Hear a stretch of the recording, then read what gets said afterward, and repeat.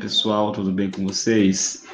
Gente, estamos começando mais uma semana, né? Com muito estudo, estamos aí, né, gente? Vamos que vamos. Tudo bem, Augusto, sem problemas, sem problemas. Gente, olha só, a gente está vendo o romantismo, né? A gente está entrando na reta final do romantismo e a gente já viu a primeira fase do romantismo, a gente já estudou a segunda fase do romantismo. E vamos para a última fase, que é a terceira fase do romantismo. Que, gente, a terceira fase é um pouco diferente de todas, porque enquanto a primeira fase tem aquela coisa nacionalista que vocês viram nas aulas de artes, tem até aquele poema famoso, né, de Gonçalves Dias, Minha Terra tem Palmeiras, onde canta o sabiá, que é um poema que vem dizer muito sobre o romantismo da primeira fase, porque nessa época da primeira fase do romantismo, os temas são voltados para a pátria, são temas nacionais, tem um certo patriotismo. Aí vem a segunda fase do romantismo e os temas já não são tão patriotas assim. Os temas do romantismo são alguns temas, são temas voltados para o amor, para a dor, para o sofrimento, né? Tem até um slide aqui, ó, que eu vou compartilhar com vocês. Olha só, romantismo e características. No geral, tem o quê? Tem um certo individualismo, que é o egocentrismo, que é o indivíduo no centro de tudo. Tem um certo sentimentalismo exacerbado, que isso já é da segunda fase do romantismo, essa vontade de amar louca, né? Tem o nacionalismo, tem a idealização do amor e da mulher, tudo é idealizado, o amor é idealizado, a companheira é idealizado, o companheiro. Tem um certo tom depressivo, como vocês viram naquele clipe lá do Evanescence, né, que é um tom depressivo que vai para a morte, essa vontade de morrer, que é marca aí do romantismo também, mas da segunda fase. Aí, gente, os temas do romantismo mudam para a terceira fase, ó. Enquanto a primeira fase do romantismo a gente tem o índio, né, a gente tem um certo patriotismo, na segunda fase a gente encontra aí essa vontade muito louca de amar, essa vontade muito louca de querer estar com as pessoas, amar a todo custo. E na terceira geração, que é agora a última fase, a gente vê uma pegada mais social, viu? Como assim social? O mundo, aliás, no Brasil estava acontecendo várias coisas, né? E os artistas estavam preocupados mesmo com essa questão. Para que eu vou falar tanto de amor se no Brasil tem escravidão, se a mulher não tem direitos nenhum? Isso no século XIX, tá, pessoal? Isso é contexto do século XIX. Na primeira fase do romantismo, a gente tinha lá um sentimento da pátria por conta da independência do Brasil. Na segunda fase, isso já tinha passado, esse sentimento de pátria, né? Então, por isso que resgatou-se esse amor, essa vontade de amar. E na terceira fase do romantismo, a gente encontra o quê? Essa pegada mais social, porque tinha muita coisa ruim, ruim mesmo. Por exemplo, a escravidão foi algo péssimo para o nosso país, que durou 300 anos de escravidão, e até hoje a população negra colhe o fruto disso até hoje, da escravidão. E no século XIX, no meio do século, isso era latente, lá no meio do século XIX. Então, a terceira geração, que é essa daqui, ó, a terceira geração, é uma arte mais social, tem uma certa liberdade de expressão nos temas, mas tem objetividade, eles são objetivos, né? Eles estão, assim, certeiros. Queremos falar sobre isso, pronto, né? Já a segunda fase, não. Tem um certo aí subjetivismo, sentimento. Na terceira fase, a gente encontra uma retratação da verdade nua e crua, assim como ela é. E, olha aqui, ó, romantismo, terceira. Acho que tem alguém com o microfone ligado, gente.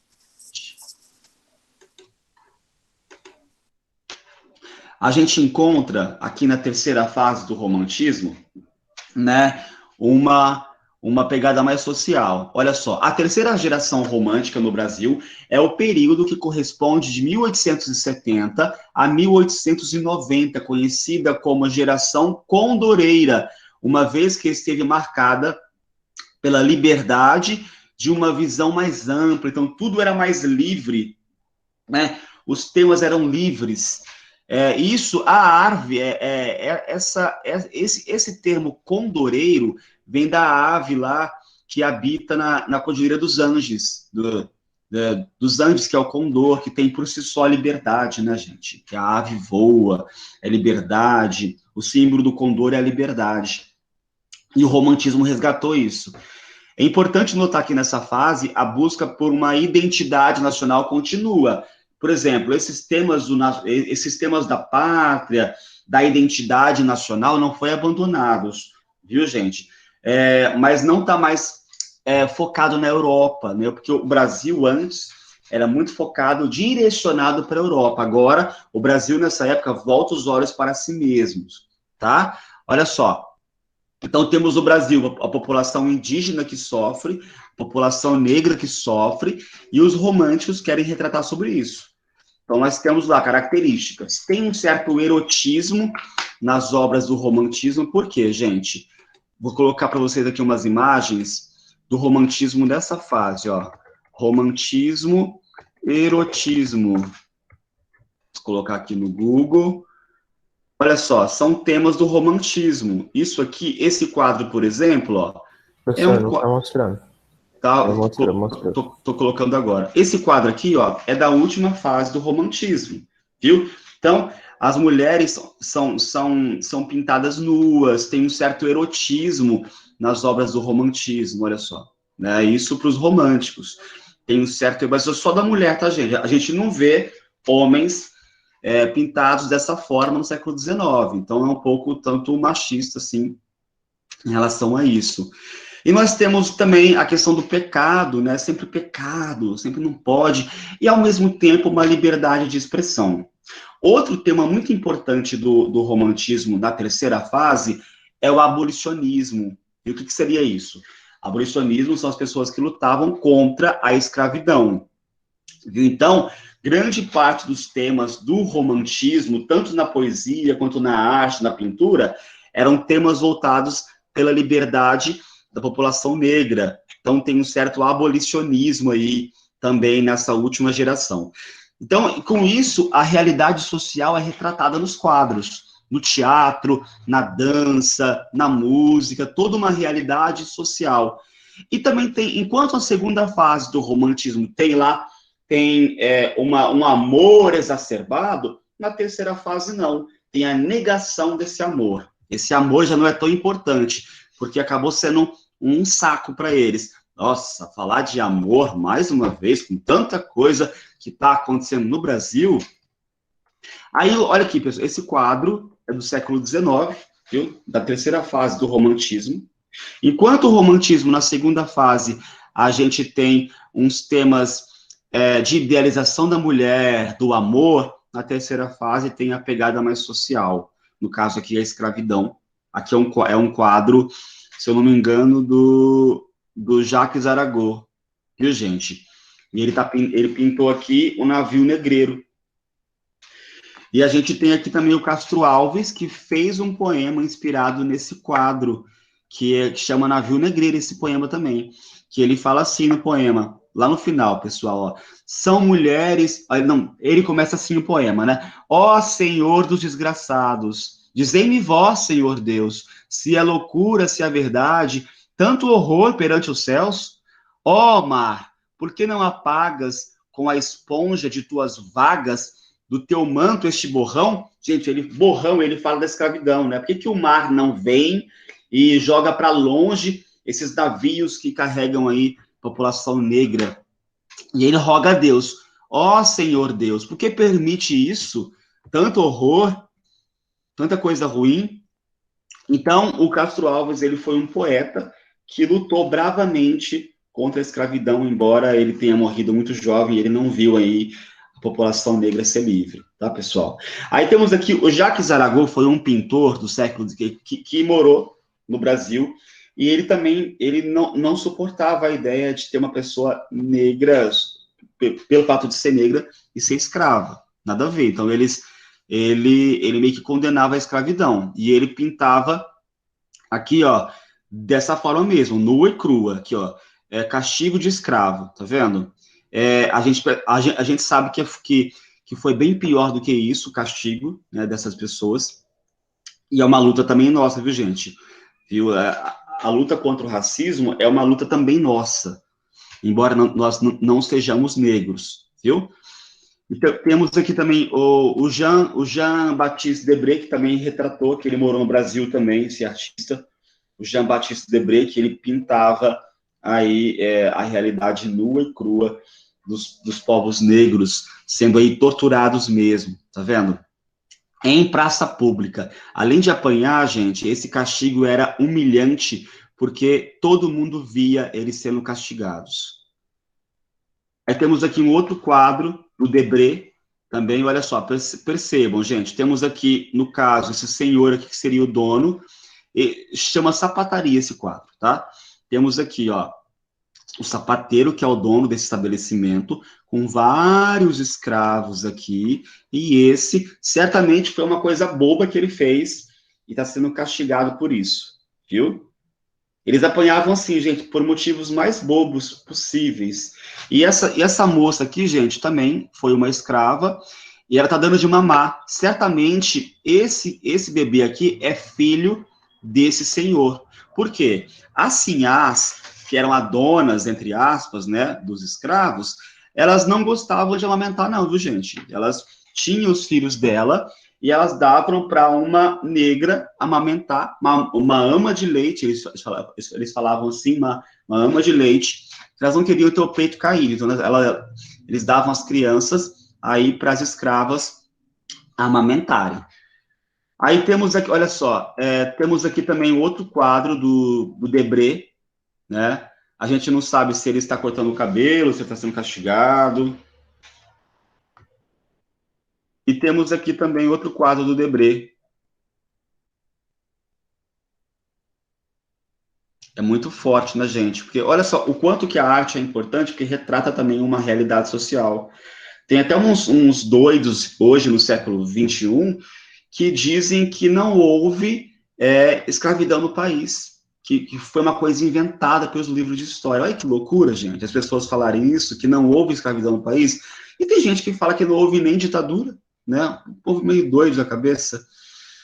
E temos aqui também o Debré pintando outro quadro aí de uma pessoa sendo castigada por um capitão do mato. Tá vendo? Temos aqui no fundo também, gente, ó. Temos aqui no fundo um castigo e aqui na frente também, em primeiro plano. Aqui no centro do Rio de Janeiro, bem no centro, carregadores.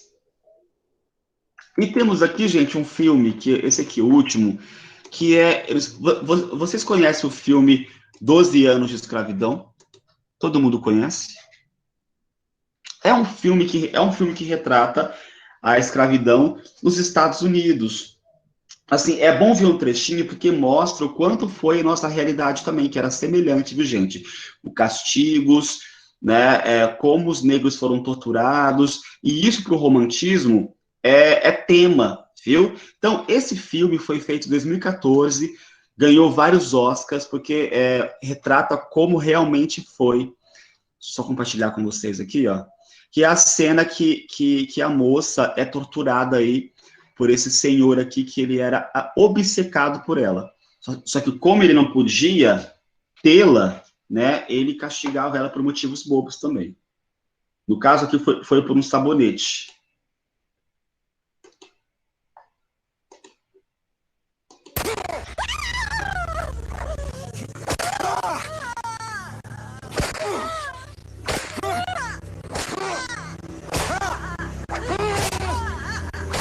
Você não presta! Mais cedo ou mais tarde, quando a justiça for feita, você vai responder por todas as suas atitudes!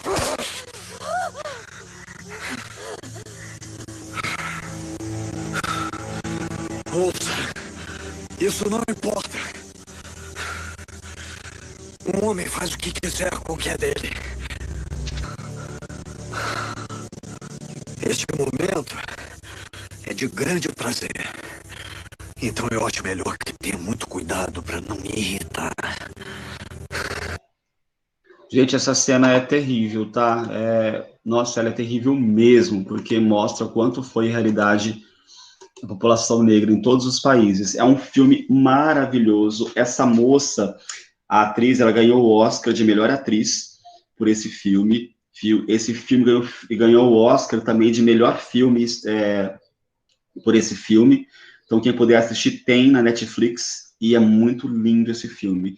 É lindo porque retrata uma história, conta a história desse negro que ele era livre, e eles sequestram ele e levam ele para o sul, porque lá, gente, foi assim, né? Tem a região norte e a região sul. A região sul era escravagista, e a região norte era mais livre, lá nos Estados Unidos.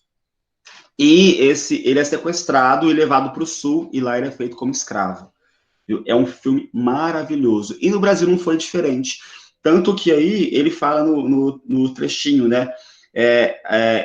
Essa propriedade é minha, eu faço o que eu quero com ela. E realmente era assim, viu, gente? Aqui no Brasil, por exemplo, quando as negras eram estupradas pelos seus patrões, pelos seus donos, geralmente a sinhazinha ia lá, ou matava a criança desse fruto do estupro, né? Ou se não, cortava o bico dos seios dessas negras para não dar de mamar para essas crianças. Era um terror, assim, um absurdo. E, gente, o romantismo tem isso, viu? Na terceira fase. Então, a realidade social é retratada aí nas obras do romantismo, viu? Temos aqui alguns temas importantes aqui, ó. Deixa eu colocar aqui no Google para vocês de novo. Romantismo, terceira geração.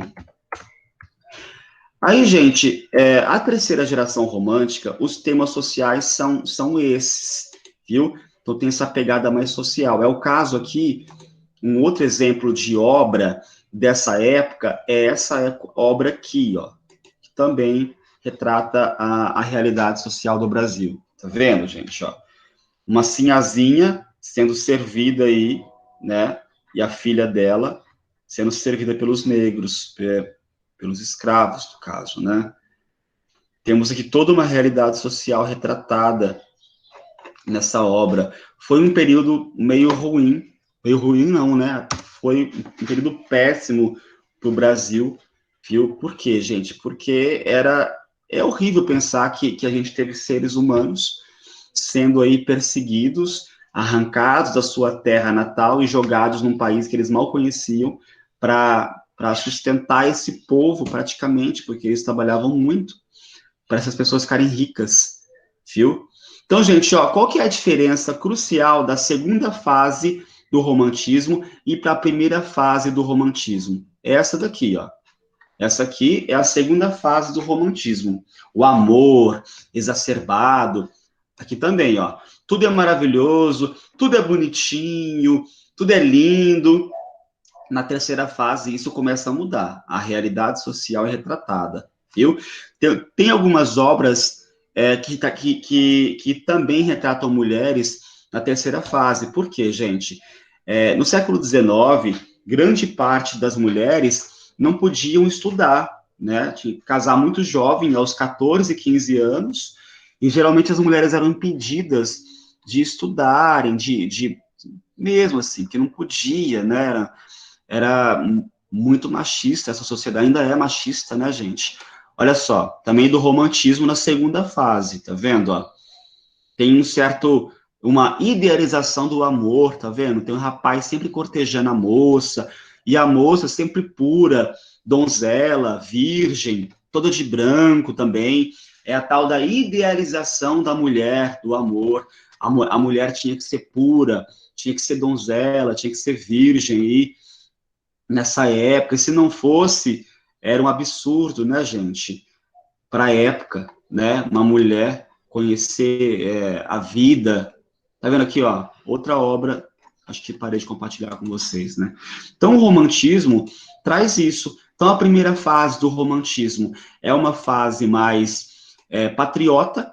A segunda fase é uma fase com uma pegada muito mais do amor, né, que o amor é perfeito, o amor é ideal, a mulher é pura, o herói é valente. Na terceira fase, é mais uma pegada mais social, viu?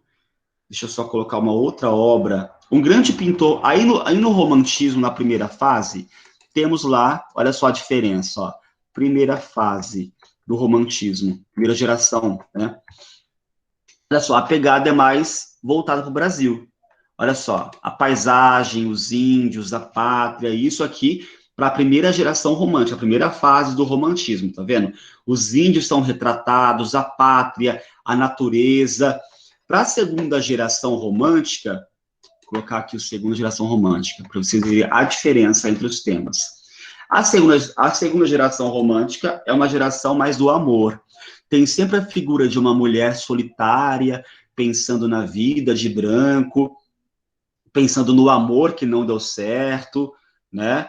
E também tem a coisa da morte, olha só, aqui no leito da morte, tá vendo? Um anjo, aqui ó, a moça sendo levada pelo anjo da morte para o céu. Ela acabou de morrer e vai subir ao céu. Tá vendo? Tem uma certa religiosidade também, olha só o quadro de Nossa Senhora. Tem uma certa religiosidade também nessa segunda fase do romantismo. Tem a figura da morte e tem a figura aqui da mulher pura, que geralmente essa mulher sofreu muito na vida, não conseguiu realizar esse amor e acabou morrendo. Temos aqui, né, o amado chorando aos pés aqui dessa moça, e ela vai subir aos céus. É bem legal o anjo, né, gente? O anjo da morte. Olha as asas, que legal. E ela toda de branco, pura, simboliza a pureza, o branco. Temos aqui outro tema da mulher, né, sobre a mulher que está sempre lendo um livro, sempre esperando o grande amor, o príncipe encantado. Aqui, temos aqui já a terceira fase do romantismo. Olha só, a mulher aqui certamente está passando por uma coisa ruim, enquanto o marido dela está lá, ó, quietinho. Temos aqui também a segunda fase do romantismo, sempre o rapaz que mostra algo para a mulher, né, tá vendo? É sempre a figura de um homem que tem que mostrar algo para a mulher, um certo machismo, isso é da época, viu, gente? A época era assim. Temos lá, ó, também do romantismo na segunda fase,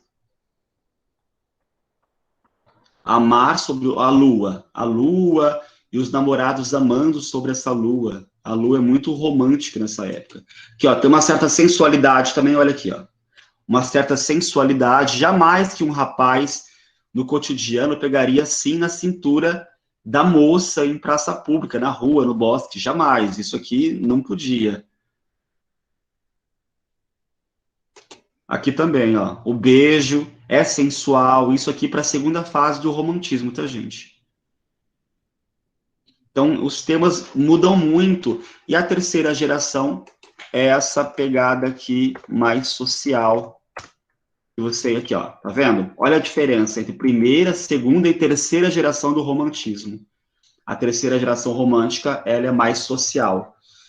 Tratam aí as questões aí da escravidão, até da mulher também prisioneira do seu lar. Tem uma certa denúncia social também no romantismo. Tá, gente? Pessoal, alguma dúvida? Querem perguntar alguma coisa? Não, né? Gente, olha só, eu vou pedir para vocês, assim, nesse bimestre, participar mais, assim, das aulas, falarem o que tá pensando, porque senão fica só eu falando, tá, gente? Aí fica muito ruim. Não é só o professor que fala. E é péssimo, porque esse bimestre eu vou considerar muito participação do aluno também, tá, gente? Olha a chamada, porque tem um monte de gente com a câmera desligada, viu, pessoal? Vou começar a dar falta se não explicar o motivo. Ali, tá aí?